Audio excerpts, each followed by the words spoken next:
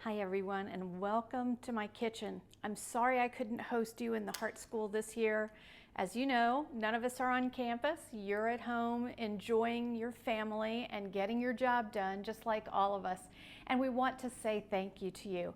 So today I'm going to do 3 sauces for you that I hope you can use at home and enjoy with your family. We're going to make a chicken piccata sauce that you can use, refrigerate, or freeze. We're going to be making a pasta sauce that can also be used for pizza that you can use, refrigerate, or freeze.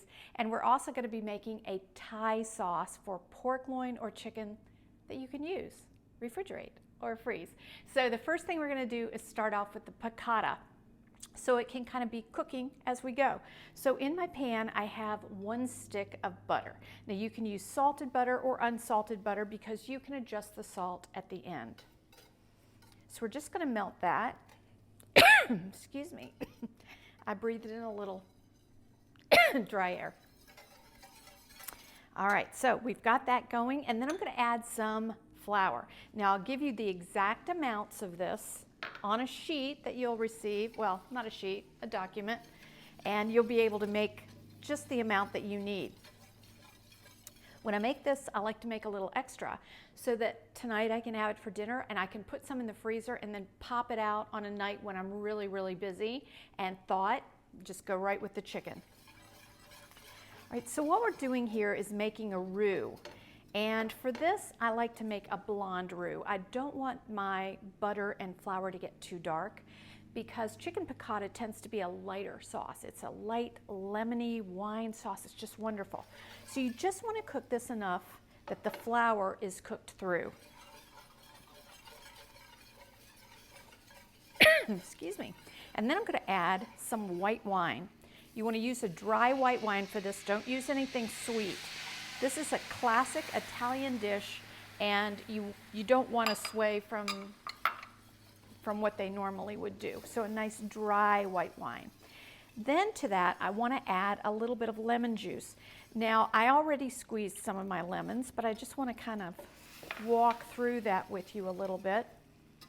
And everybody kind of knows how to squeeze lemons, but there are a few secrets. So if you've got a lemon that's really short on the end, that's going to give you a lot of juice. If you've got one that's really tight on the end and pointed, that's going to give you more flavor. So what you want to do is soften your lemon, and I actually chose one with both of those ends so I could show you, but like this one would be a little bit tighter and squeezed in on both ends. So always make sure that you get all of your seeds out. Now there are lots of ways to do that. You can squeeze it through your hand. My hands just aren't very strong. You can use a reamer into a bowl and then separate those seeds out, or you can use just a little gadget like this, which I love to use because it catches all the seeds, it leaves me the juice, and then if I have more juice than I need to use, I can just cap it off and stick it in the refrigerator. I love it.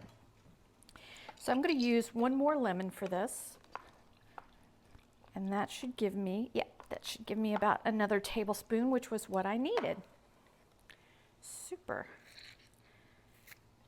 And then you just pop this out. It has all the seeds in it. Now I'm just going to pour that in. And then the last thing, liquid, that I want to put in there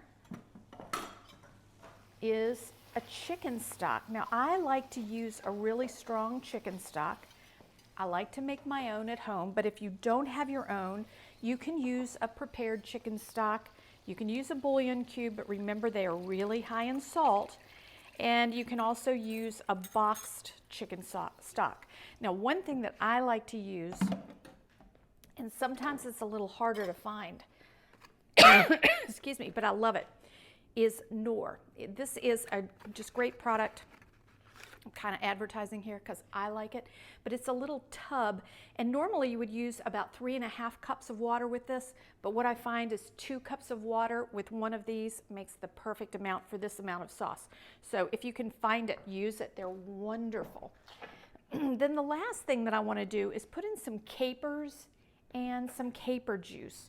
And I love to use capers. They just have a nice briny flavor, and they really, really add to this. And of course, classic chicken piccata has capers in it.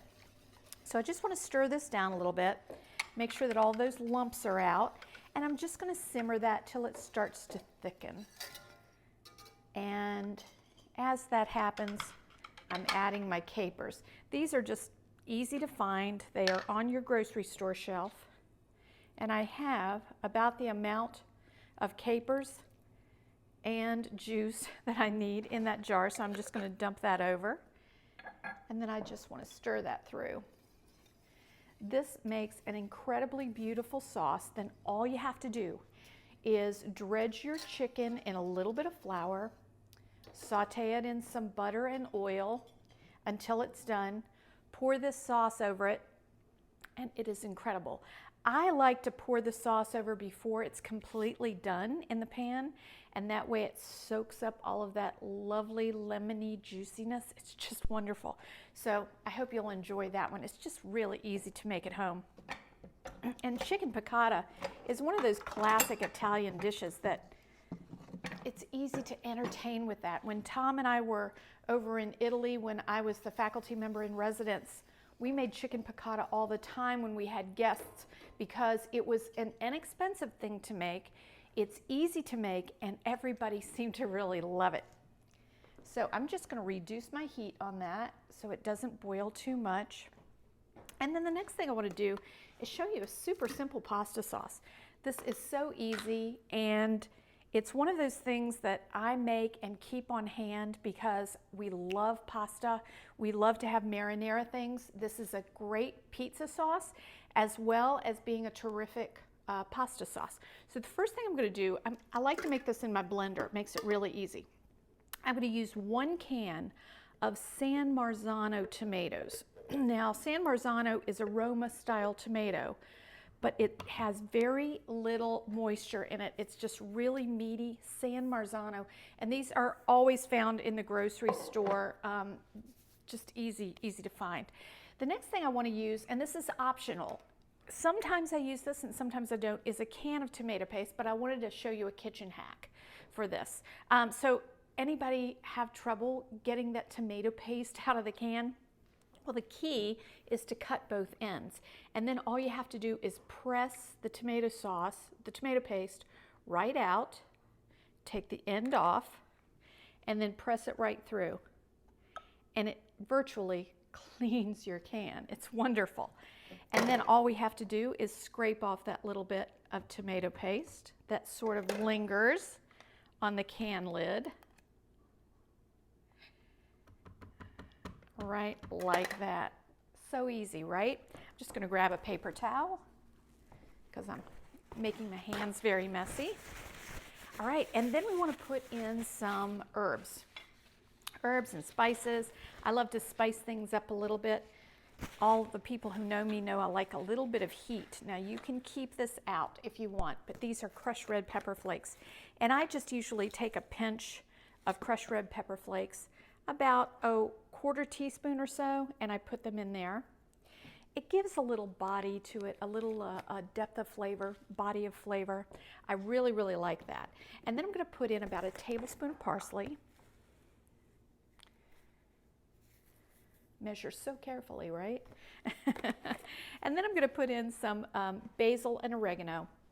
So the oregano I like to use a little less, about 3/4 teaspoon, and then basil about a teaspoon. I tend to enjoy the flavor of basil a little more than oregano, but that oregano is necessary to give you the flavor profile that you need for this. And then the last thing, well, next to the last thing, is a clove of garlic. And 1 clove of garlic in this goes a long way, believe me. All right, and then I'm going to put in about a teaspoon of salt.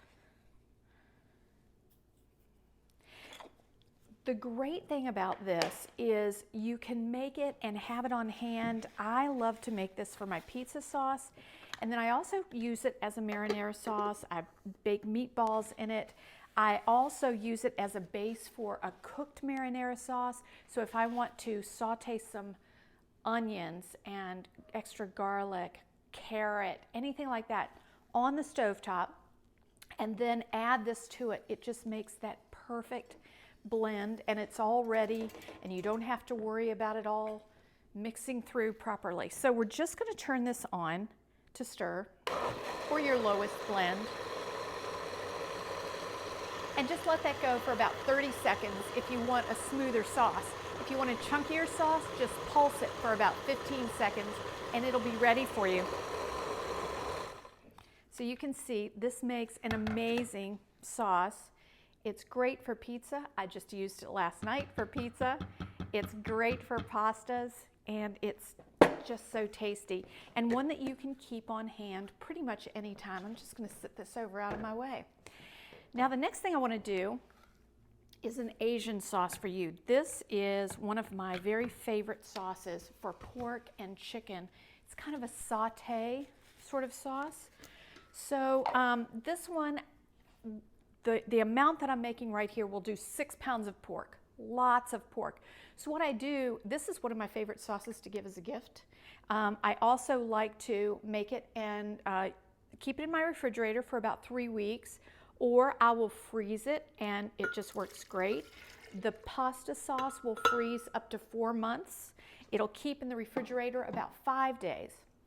The piccata sauce will keep in the freezer about 3 months, and it'll keep in the refrigerator about 4 or 5 days. So if you're not using it immediately, then just go ahead and freeze it. I'm going to go ahead and turn that off because it's done. It's finished. You can see how quickly I made that. Now I just put some soy sauce in here. So soy sauce, a little peanut butter. And you know, people ask me all the time, why do I put all my things in these little cups? It's not for presentation. It's for preparation. If I am not prepared, I'm running all over the kitchen trying to find everything that I want. The French call this mise en place, everything in place. So if you have everything in place and you can go ahead and assemble everything, it works so much better and to your effective time. So the next thing I want to add is a little honey. Now with the honey and peanut butter, I actually sprayed the containers with a little bit of nonstick spray, and then everything comes out without having to scrape it too terribly much. That's just another little hack in the kitchen. The next thing I want to add is some sesame oil. So you're getting that flavor profile, right? Starting to smell it and imagine it. I want to add some curry powder. And I like to add a little coriander to mine. This is optional, but coriander is one of my favorites, and it gives a little different depth of flavor. Now 5 cloves of garlic in this amount. I'll also give you a small amount to make just about 2 pounds of pork. Then I have a little salt. Believe it or not, you do still need a little bit of salt even with all that soy. I'm going to take about 1/3 cup of just fresh ginger root, and I sliced this. I didn't grate it. I just peeled it and sliced it. Then I want to take a little bit of Tabasco, and you can adjust the Tabasco depending on how you like your heat. Now this is what the sesame oil looks like in the grocery store. If you've not used sesame oil and you want to use it, you can use it to saute things, but if you use it, don't just use this alone. For a cup of olive oil to season it, you only need about 5 drops of sesame oil. So unless you're making something Asian that really requires a lot of sesame oil and it's in the recipe, don't try to cook specifically with sesame oil because it's very strong. Now I just want to blend that.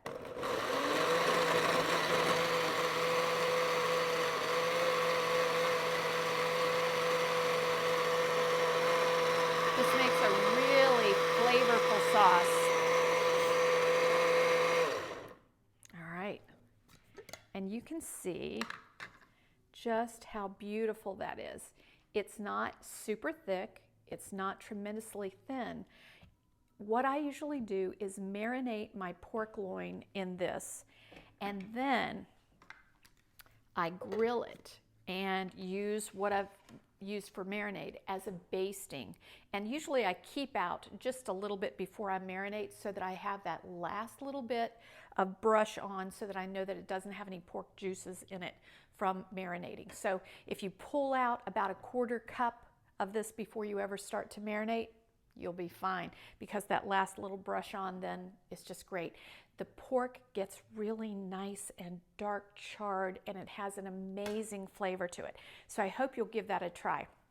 So from chicken piccata to this wonderful pasta sauce, this great sauce for pork sauté or chicken sauté, I hope you'll be able to use these at home and know how much we appreciate everything you're doing.